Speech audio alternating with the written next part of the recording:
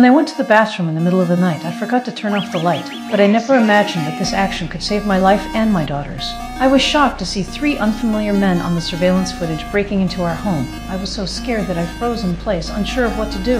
As the robbers were about to come upstairs, I suddenly remembered that my daughter was still in another room. I risked my life and ran toward her room. However, this action also caught the robbers' attention. In a critical moment, I grabbed a bottle of water from the bedside table and poured it on my daughter to wake her up. Then I quickly pulled her toward the bedroom, but I didn't expect to encounter the robbers face to face in the hallway. Thinking quickly, I led my daughter into the nearby elevator and successfully blocked the masked thieves outside. However, the danger was not over. The leader of the robbers had been waiting for us for a long time, but he forgot to press the elevator button and could only watch us pass by in front of him. He quickly chased us downstairs. At that moment, my daughter remembered there was a secret room on the 2nd floor, so I quickly pressed the emergency button to return to the 2nd floor. I had the robber leader spinning in circles, and he was furious. I took advantage of the robber's ascent to pull my daughter out of the elevator and successfully ran into the secret room before the robber arrived. The crazed robber violently pounded on the door. My daughter and I huddled fearfully in the corner. What should we do? Fortunately, the robbers couldn't find a way into the secret room,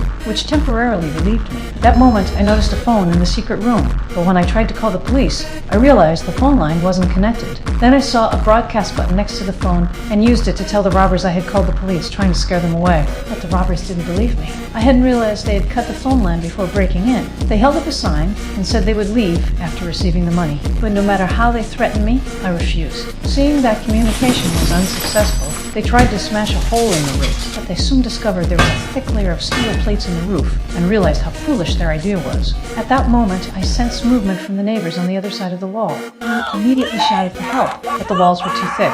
No matter how loudly we shouted, the neighbors couldn't hear us. The robbers still refused to give up and broke open a hole in the wall outside the room. They then used a drill to make a hole in the steel plate and poured gas into it. As the gas flowed in, I quickly noticed something was wrong. I immediately told my daughter to lie down and went to check the ventilation shaft. But a strong smell of gas hit me and nearly suffocated me.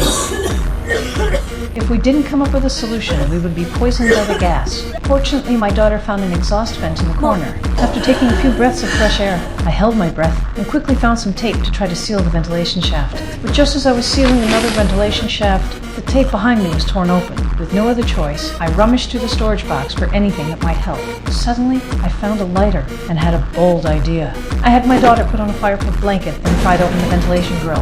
I then inserted the lighter into the pipe. I was going to show these robbers what I was made of.